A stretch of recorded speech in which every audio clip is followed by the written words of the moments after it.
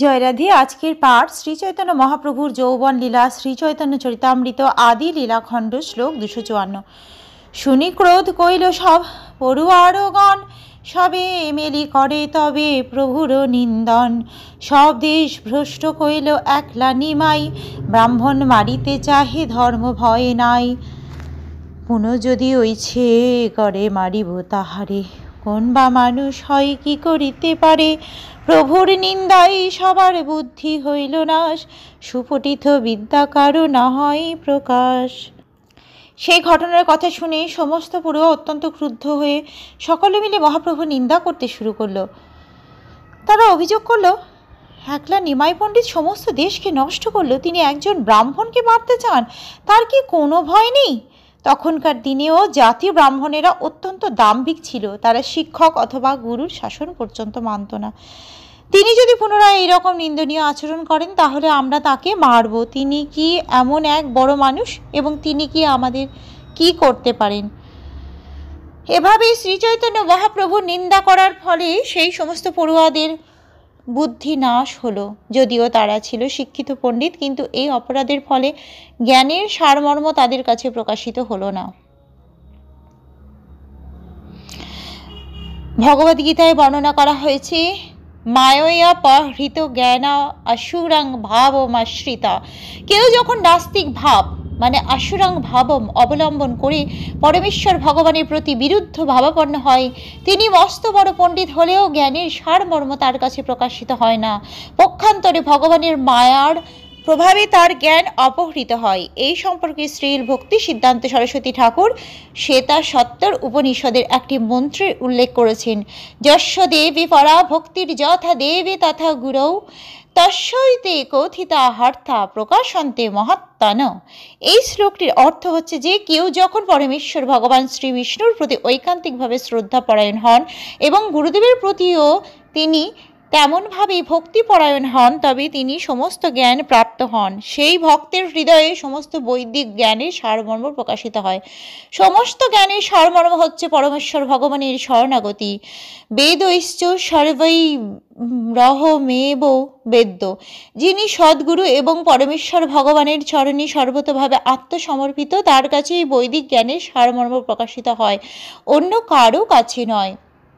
সেই সম্বন্ধে শ্রীমদ্ ভাগবতে প্রহ্লাদ মহারাজের উক্তির উল্লেখ করা হয়েছে, ইতি পুংসার্পিতা বিষ্ণু ভক্তিশ্চেন্নবলক্ষণা ক্রিয়ত ভগবতাহ তন্মন্যেহ ধীতমুত্তমম। যিনি সরাসরিভাবে ভক্তির 9টি লক্ষণ শ্রবণ, কীর্তন, স্মরণ প্রভৃতি ভগবানের সেবায় প্রয়োগ করেন, তখন বুঝতে হবে যে তিনি মহাপণ্ডিত এবং তিনি সমস্ত বৈদিক শাস্ত্রের জ্ঞান পুনর্রূপে হৃদয়ঙ্গম করেছেন। কেননা বৈদিক শাস্ত্র অধ্যয়নের উদ্দেশ্য হচ্ছে পরমেশ্বর ভগবান শ্রীকৃষ্ণের মহিমা সম্বন্ধে অবগত হওয়া। শ্রীধর স্বামী তার টিকায় প্রতিপন্ন করেছেন যে সর্বপ্রথমে অবশ্যই সদ্গুরুর শরণাগত হতে হবে, তারপর ভগবত ভক্তি বিকশিত হবে। এমন নয় যে গভীর মনোযোগ সহকারে পড়াশোনা করলেই ভগবত ভক্ত হওয়া যায়। লেখাপড়া না জানা ব্যক্তিও যদি গুরুদেবের প্রতি এবং পরমেশ্বর ভগবানের প্রতি ঐকান্তিকভাবে শ্রদ্ধাপরায়ণ হন, তাহলে তিনি পারমার্থিক জীবনে প্রভূত উন্নতি সাধন করেন এবং বেদের প্রকৃত জ্ঞান লাভ করেন।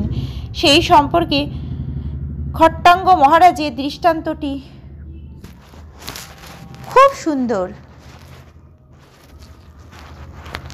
যিনি ভগবানের চরণে আত্মনিবেদিত, বুঝতে হবে যে তিনি সমস্ত বৈদিক জ্ঞান অত্যন্ত সুন্দরভাবে হৃদয়ঙ্গম করেছেন।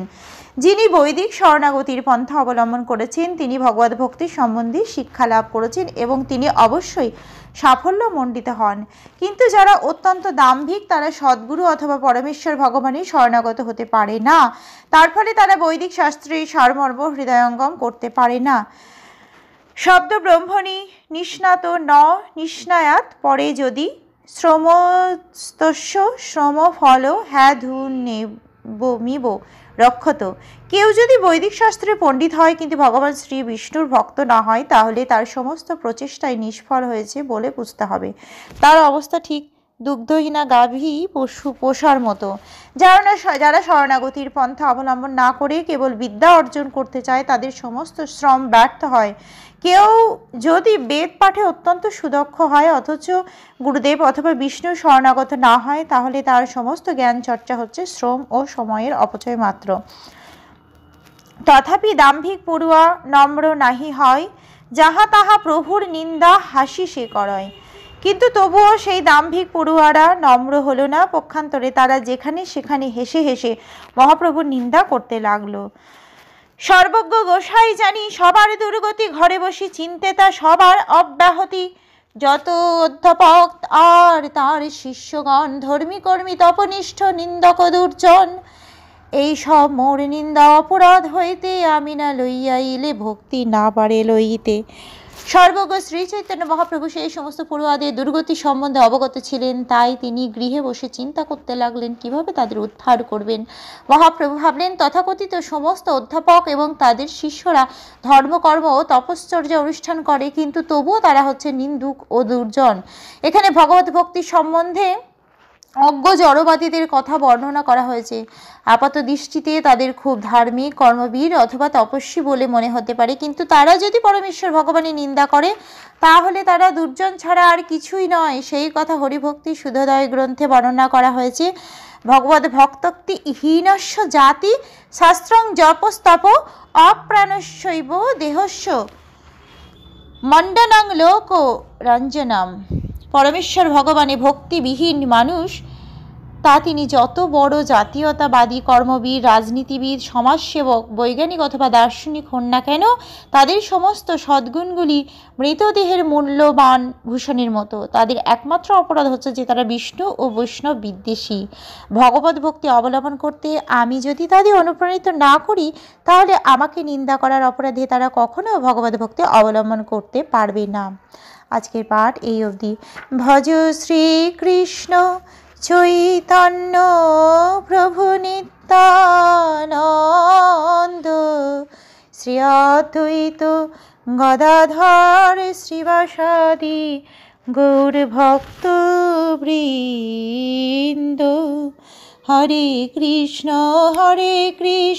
কৃষ্ণ কৃষ্ণ হরে হরে, হরে রাম রাম রাম হরে হরে। জয় রাধে জয় রাধে, জয় রাধে জয় রাধে, জয় রাধে।